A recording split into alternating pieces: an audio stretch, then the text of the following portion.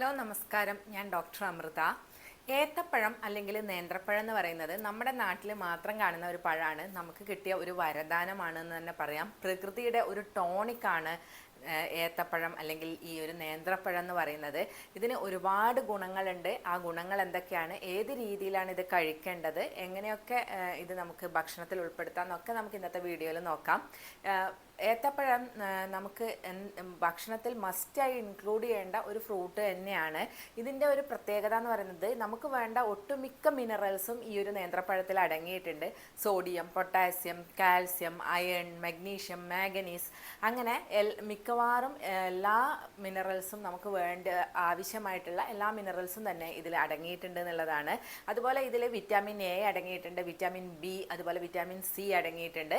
ഇതിൽ കൊളസ്ട്രോൾ 0% ആണ്. ഫാറ്റ് വളരെ കുറവ് കണ്ടന്റേ ഉള്ളൂ. പ്രോട്ടീൻ അടങ്ങിയിട്ടുണ്ട്, ധാരാളം ഫൈബർ ഉണ്ട്, സോലിയബിൾ ആയിട്ടുള്ളതും അൺസോലിയബിൾ ആയിട്ടുള്ള ഫൈബേഴ്സ് ധാരാളം അടങ്ങിയിട്ടുണ്ട്. അതുപോലെ തന്നെ കാർബോഹൈഡ്രേറ്റും ഇതിൽ അടങ്ങിയിട്ടുണ്ട് എന്നുള്ളതാണ്. അപ്പോൾ അങ്ങനെ പറയുമ്പോൾ കുറേ പേർക്ക് ഒരുപാട് ഡൗട്ട് വരാനുള്ള സാധ്യതയുണ്ട്. കാർബോഹൈഡ്രേറ്റ് കൂടുതലായിട്ടുള്ള പ്രമേഹം പോലുള്ള അസുഖങ്ങളൊക്കെ വരാനുള്ള സാധ്യത ഉണ്ടോ എന്നുള്ളതൊക്കെ നമുക്ക് ധാരാളമായിട്ട് B6 അടങ്ങിയിട്ടുള്ളത് കൊണ്ട് തന്നെ ഇത് നമ്മുടെ ഹാർട്ടിൻ്റെ ഹെൽത്തിന് വളരെ നല്ലതാണ്. കൊറോണറി ഹാർട്ട് ഡിസീസ് പോലുള്ള അസുഖങ്ങളൊക്കെ വരാതിരിക്കാനും അതുപോലെ തന്നെ നമുക്ക് BP ഒക്കെ ഉണ്ടെങ്കിൽ അത് കൺട്രോൾ ചെയ്യാനും ഒക്കെ ഈ ഒരു ഏത്തപ്പഴം സഹായിക്കുന്നതാണ്. കാരണം ഇതിൽ അടങ്ങിയിട്ടുള്ള B6 നമ്മുടെ രക്തക്കുഴലുകളുടെ വികാസത്തിന് കാരണമാവുന്നുണ്ട്. അതുകൊണ്ട് തന്നെ നമുക്ക് ഹൃദയത്തിൻ്റെ ആരോഗ്യത്തിന് വേണ്ടിയിട്ട് നമുക്ക് ഈ ഒരു ഏത്തപ്പഴം ഉപയോഗിക്കാം. അതുപോലെ തന്നെ ഇതിൽ 0% ആണ് കൊളസ്ട്രോൾ ഉള്ളത്. അതുകൊണ്ട് വളരെ സേഫായിട്ട് നമ്മുടെ ഹൃദയാരോഗ്യത്തിന് വേണ്ടിയും BP ഉള്ളവർക്കും ഉപയോഗിക്കാൻ പറ്റിയിട്ടുള്ളതാണ് ഏത്തപ്പഴം എന്ന് പറയുന്നത്. പിന്നെ ഞാൻ നേരത്തെ പറഞ്ഞു ഇതിൽ ധാരാളമായിട്ട് കാർബോഹൈഡ്രേറ്റ് അടങ്ങിയിട്ടുണ്ടെന്ന്. അപ്പോൾ ഒരു ഡൗട്ട് വരും, പ്രമേഹമുള്ളവർക്ക് ഇത് കഴിക്കാവോ എന്നുള്ളത്. വളരെ പഴുത്ത ഏത്തപ്പഴം പ്രമേഹമുള്ളവർ കഴിക്കുന്നത് നല്ലതല്ല, ഷുഗർ സ്പൈക്ക് ഉണ്ടാവാനുള്ള സാധ്യതയുണ്ട്. പക്ഷേ അധികം പഴുക്കാത്തത് കഴിക്കാം. അതുപോലെ തന്നെ പച്ചക്കായ പഴുക്കുന്നതിന് മുമ്പ് നമുക്ക് കറി ഉണ്ടാക്കി കഴിക്കാവുന്നതാണ്. ഇത് നമ്മുടെ ഷുഗർ വരുന്നത് തടയാൻ സഹായിക്കും. അതുപോലെ തന്നെ ഷുഗർ ഉള്ളവർക്കും ഗ്ലൈസിമിക് ഇൻഡെക്സ് വളരെ കുറവായതുകൊണ്ട് തന്നെ അങ്ങനെ പെട്ടെന്നുള്ള ഒരു ഷുഗർ സ്പൈക്കൊന്നും ഉണ്ടാവുന്നില്ല. അപ്പോൾ പ്രമേഹ രോഗികളാണെങ്കിൽ അധികം പഴുക്കാത്ത പഴം കഴിക്കാൻ വേണ്ടി നോക്കുക. അവർക്ക് ഇത് വളരെ നല്ലത് തന്നെയാണ്. നന്നായി പഴുത്തത് ഉപയോഗിക്കാതിരിക്കാൻ ശ്രദ്ധിക്കുക എന്നുള്ളതാണ്. അടുത്ത ഇതിൻ്റെ ഒരു ഉപയോഗം എന്ന് പറയുന്നത് നമ്മുടെ ഇമ്മ്യൂണിറ്റി വളരെയധികം കൂട്ടാൻ സഹായിക്കുന്നുള്ളതാണ്. അതുകൊണ്ട് തന്നെ കുട്ടികൾക്കൊക്കെ കൊടുക്കാൻ പറ്റിയിട്ടുള്ള ഒരു ആഹാരമാണ് ഈ ഒരു നേന്ത്രപ്പഴം. ഇതിൻ്റെ ഇമ്മ്യൂണിറ്റി വർദ്ധിപ്പിക്കാൻ ഏറ്റവും നല്ലത് വളരെ പഴുത്ത പഴം കഴിക്കുക എന്നുള്ളതാണ്. ഇതിൻ്റെ തൊലി നന്നായിട്ട് കറുത്ത് വരുമ്പോൾ കഴിക്കുന്നത് നമ്മൾ സാധാരണ നോർമൽ കഴിക്കുന്ന പഴത്തിൽ നിന്ന് കിട്ടുന്നതിൻ്റെ ഇമ്മ്യൂണിറ്റീൻ്റെ ഒരു 5-6 ഇരട്ടി കൂടുതൽ നമുക്ക് നന്നായി പഴുത്ത പഴം കഴിക്കുമ്പോൾ കിട്ടുന്നതാണ്.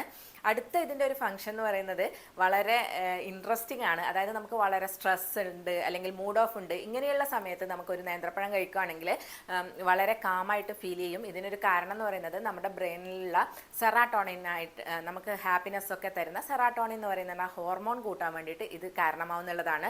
അപ്പോൾ ഇതുപോലെ സ്ട്രെസ് ഉള്ള സമയത്ത് നമുക്ക് കഴിക്കാൻ പറ്റിയിട്ടുള്ളതാണ് ഈ ഒരു നേന്ത്രപ്പഴം. അതുപോലെ ഇപ്പോൾ നമുക്ക് ഓഫീസിലൊക്കെ ഒരുപാട് വർക്ക് ഉണ്ട്, സ്ട്രെയിൻ ഉണ്ട്, അങ്ങനെയുള്ളവർക്കൊക്കെ രാവിലെ നേന്ത്രപ്പഴം കഴിച്ചിട്ട് പോകുന്നത് കുറച്ച് നല്ലതാണ്. അതുപോലെ തന്നെ നമ്മുടെ ബ്രെയിനിൻ്റെ ഫംഗ്ഷൻ കൂട്ടാനും ഇത് സഹായിക്കുന്നുണ്ട്.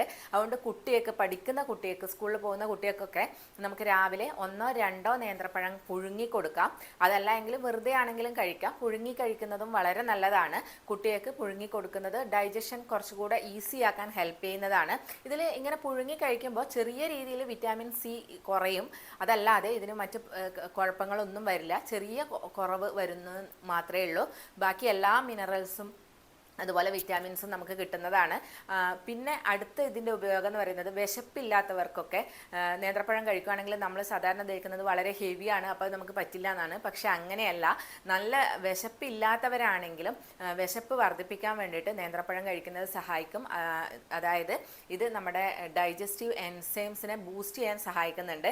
ആയുർവേദത്തിൽ പറയുകയാണെങ്കിൽ ഇതിലുണ്ടാകുന്ന ഒരു മധുരരസം നമ്മുടെ വയറ് പെട്ടെന്ന് ഫില്ലായ ഫീല് തരാനും അതുപോലെ ഇതിൻ്റെ അമ്ലരസം നമ്മുടെ ഡൈജസ്റ്റീവ് എൻസൈംസിനെ കൂട്ടാനും സഹായിക്കുന്നത് കൊണ്ട് തന്നെ വിശപ്പ് വരാൻ വേണ്ടിയിട്ട് ഈ ഒരു നേന്ത്രപ്പഴം കഴിക്കുന്നത് നല്ലതാണ്. നേന്ത്രപ്പഴം പുഴുങ്ങി കഴിക്കുന്നതാണ് നല്ലത്. വിശപ്പില്ലാത്തവർക്കും ഇതുപോലെ കഴിക്കാം. ഇതിലുള്ള ഫൈബർ വളരെ പെട്ടെന്ന് ബ്രേക്ക് ഡൗൺ ആയി പോകുന്നതുകൊണ്ട് നമുക്ക് വിശപ്പ് ഇല്ലാത്തവർക്കും കഴിക്കാൻ പറ്റിയിട്ടുള്ളതാണ്. ഈ ഒരു നേന്ത്രപ്പഴം എന്ന് പറയുന്നത്. ഈ ഒരു യൂസ് എന്ന് പറയുന്നത് ഇതിൽ ധാരാളമായിട്ട് വിറ്റാമിൻ എ അടങ്ങിയിട്ടുള്ളതുണ്ട്. നമ്മുടെ കണ്ണിന്റെ ആരോഗ്യത്തിന് ഇത് വളരെ നല്ലതാണ്. കുട്ടികൾക്കൊക്കെ വിറ്റാമിൻ എ ഡെഫിഷ്യൻസി ഒക്കെ എപ്പോഴും വരുന്നത് കാണാറുണ്ട്. അങ്ങനെയുള്ളവർക്കൊക്കെ നമുക്ക് ഭക്ഷണത്തിൽ നേന്ത്രപ്പഴം ഉൾപ്പെടുത്തുവാണെങ്കിൽ കണ്ണിൻ്റെ ആരോഗ്യം നിലനിർത്താൻ വേണ്ടി സഹായിക്കുന്നതാണ്. അതുപോലെ തന്നെ ചെറിയ കുട്ടികൾക്ക് മുതൽ നമുക്ക് ഈ ഒരു നേന്ത്രപ്പഴം കൊടുത്തു തുടങ്ങാം. ഒരു 6 മാസം നമ്മൾ സോളിഡ് ഫുഡ്സ് കൊടുക്കുമ്പോൾ തന്നെ നേന്ത്രപ്പഴം പുഴുങ്ങി കൊടുക്കാവുന്നതാണ്. ആവിയിൽ വേവിച്ചെടുത്ത് കൊടുക്കാം, അതല്ലെങ്കിൽ വെള്ളം ഒഴിച്ച് പുഴുങ്ങി കൊടുക്കാം. അങ്ങനെ കൊടുക്കുമ്പോൾ നന്നായിട്ട് ഉടച്ചതിന് ശേഷം അതിൻ്റെ നടുവിലുള്ള വിത്തുകൾ മാറ്റിയിട്ട് കുറച്ച് നെയ്യ് കൂടെ ചേർത്ത് കൊടുക്കുകയാണെങ്കിൽ കുട്ടികൾക്ക് വളരെ നല്ലതാണ്. അവരുടെ ബ്രെയിൻ ഫങ്ഷൻ നന്നായി നടക്കാനും നല്ലൊരു എനർജി കിട്ടാനും ഇമ്മ്യൂണിറ്റി വർദ്ധിപ്പിക്കാനും ഒക്കെ വളരെയധികം സഹായിക്കുന്നതാണ്. അതുപോലെ തന്നെ നമ്മൾ പഴം പുഴുങ്ങുമ്പോൾ വെള്ളം ഒഴിച്ച് പുഴുങ്ങുമ്പോൾ കുറച്ച് മഞ്ഞൾപ്പൊടിയും ഒരു നുള്ളു ഉപ്പും അതുപോലെ കുറച്ച് കുരുമുളകും കൂടി ഇട്ട് പുഴുങ്ങി കഴിക്കുകയാണെങ്കിൽ നമ്മളെ ഡൈജഷന് വളരെ നല്ലതാണ്. ഇമ്മ്യൂണിറ്റി വർദ്ധിപ്പിക്കാൻ വളരെ നല്ലതാണ്. വളരെ നല്ല ഒരു മെത്തേഡാണ്, കഴിക്കുന്ന ഒരു രീതിയാണ് ഞാനിപ്പോൾ പറഞ്ഞ ഈ ഒരു രീതിയിൽ കഴിക്കുന്നത്. മഞ്ഞൾ നമുക്ക് കിട്ടും, നമ്മുടെ ഇമ്മ്യൂണിറ്റി ബൂസ്റ്റ് ചെയ്യാൻ സഹായിക്കും. മഞ്ഞളിൻ്റെ അബ്സോർപ്ഷൻ കൂട്ടാനാണ് കുറച്ച് കുരുമുളക് കൂടെ ചേർക്കുന്നത്. വളരെ ടേസ്റ്റിയുമാണ്. അപ്പം കുട്ടികളൊക്കെ കഴിക്കാത്തവരാണെങ്കിൽ ഇങ്ങനെയൊക്കെ കൊടുക്കുകയാണെങ്കിൽ ചിലപ്പോൾ അവർ നന്നായിട്ട് കഴിക്കും. പിന്നെ ഒരു റോങ് മെത്തേഡ് എന്ന് പറയുന്നത്, നമ്മളിപ്പം വാഴപ്പഴം നല്ലതാണെന്ന് പറഞ്ഞതുകൊണ്ട് ഈ ഒരു നേന്ത്രപ്പഴം നല്ലതാണെന്ന് വിചാരിച്ചിട്ട് പഴംപൊരി ആക്കിയിട്ടോ അല്ലെങ്കിൽ ചിപ്സ് ആക്കിയിട്ടോ ഒക്കെ കഴിക്കുന്നത് അതിൻ്റെ ഗുണത്തെക്കാളേറെ നമുക്ക് ദോഷങ്ങളാണ് തരിക. അതുകൊണ്ട് വളരെ ഹെൽത്തി ആയ രീതിയിൽ നമ്മൾ കഴിക്കാൻ ശ്രദ്ധിക്കുക. വളരെ എനർജി ബൂസ്റ്റിംഗ് ആയിട്ടുള്ള ഈ ഒരു നേന്ത്രപ്പഴം നമ്മൾ ഡെയിലി ഒരെണ്ണെങ്കിലും കഴിക്കുകയാണെങ്കിൽ നല്ല ഒരു ഹെൽത്ത് ബെനിഫിറ്റ്സ് ആണ് നമുക്ക് ഇതുകൊണ്ടുണ്ടാകുന്നത്. ഒരു കംപ്ലീറ്റ് ഫുഡ് എന്ന് തന്നെ പറയാം. ഇതിൽ പ്രോട്ടീൻ, ഫൈബർ, ഫാറ്റ് എല്ലാം ചെറിയ രീതിയിൽ അടങ്ങിയിട്ടുണ്ട്, കാർബോഹൈഡ്രേറ്റ് അടങ്ങിയിട്ടുണ്ട്. അതുകൊണ്ട് ഒരു കംപ്ലീറ്റ് മീലായിട്ട് തന്നെ നമുക്കിത് കഴിക്കാവുന്നതാണ്. അപ്പോൾ നമുക്കിത് ഒരു നേരത്തെ ഭക്ഷണമായിട്ടും കഴിക്കാം. അപ്പോൾ ഈ ഒരു വീഡിയോ നിങ്ങൾക്ക് എല്ലാവർക്കും യൂസ്ഫുള്ളായി എന്ന് വിശ്വസിക്കുന്നു. അപ്പോൾ നമുക്ക് നെക്സ്റ്റ് ഒരു വീഡിയോയിൽ കാണാം. താങ്ക്